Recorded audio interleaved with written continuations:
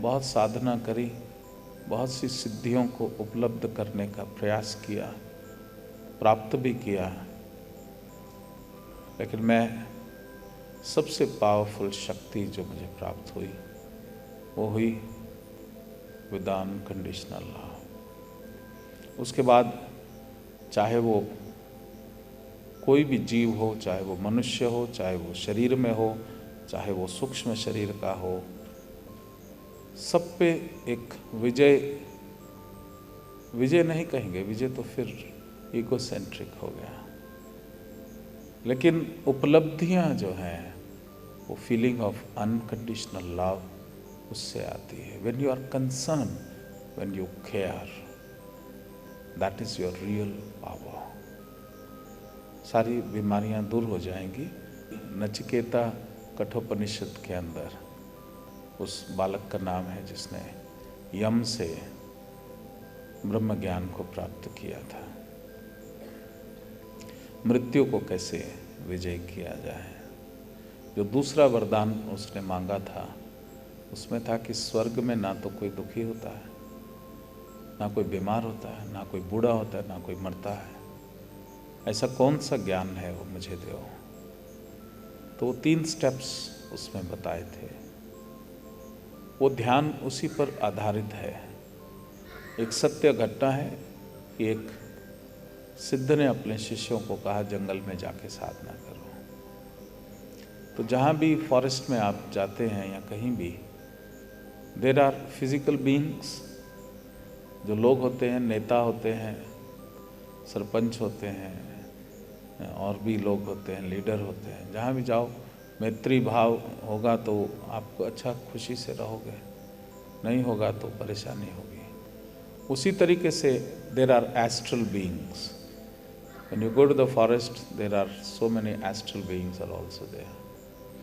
तो अगर किसी एकांत में आप बैठते हो तो आपका नाम जरूर पूछा जाता है, पूछते हैं क्यों आए हो, और अगर अच्छे नहीं लगे तो भगा देंगे।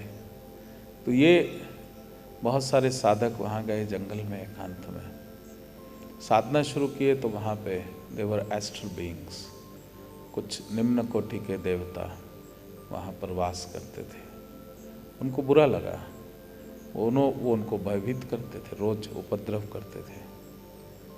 अभी बेचारे डर गए, अपने गुरु के पास आए, बोले आपने हमें साधना तो सिखा दी, लेकिन भूत प्रेत को बांधना, मारना, काटना, जलाना ये सब तो सिखाया नहीं। गुरु ने सिर पकड़ लिया, बोला भाई हर जगह कितनों को मारोगे, काटोगे, जलाओगे, कितनों को तंग करोगे। तुम ये बताओ जब वहाँ गए, did you offer the gratitude to the soil? उस स्थान को आपने धन्यवाद किया जिस धरती पर आप रहने के लिए सोच रहे हो? उसके आसपास जितने वृक्ष वनस्पति हैं, डिड यू ऑफर ग्रैटिट्यूड? वहाँ पर जितने आत्मा, जितने जीव वहाँ रह रहे हैं, उनके प्रति मैत्री भाव लेकर के आए, डिड यू ऑफर ग्रैटिट्यूड? और नहीं गुरुजी ऐसी कोई जरूरत ही नहीं, हमें कोई दिखाई नहीं, समझाई नहीं। तब उनके गुरु ने वो ध्यान उनको करवाया, कहा कि बैठ जाओ और बैठ करके अपने अनाहत चक्र से अनुभव करो अनकंडीशनल लव निकल रहा है, और अपने सामने जो कोई भी है, दिख रहा है या नहीं दिख रहा, उन सब पे अनकंडीशनल लव भेजो। फिर अपने अनाहत चक्र से पीछे की ओर अनकंडीशनल लव भेजो, फिर बाईं ओर भेजो, फिर दाईं ओर भेजो, ऊपर भेजो, नीचे भेजो, 10 दिशाओं में send the unconditional love and go on expanding.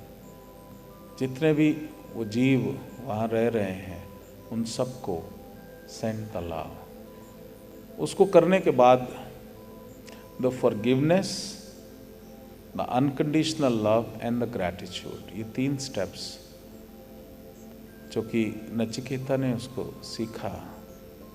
अगर आपके जीवन में भी ये 3 स्टेप्स पावरफुल, स्ट्रांग हो जाते हैं, 1 इज द ग्रैटिट्यूड। हर किसी से कुछ ना कुछ तो प्राप्त किया होगा, और कुछ नहीं तो उस किसी ने तुम्हें देख के स्माइल ही किया होगा, उसी से तुम्हें खुशी मिली होगी। You owe the gratitude to that smile also. Second is forgiveness.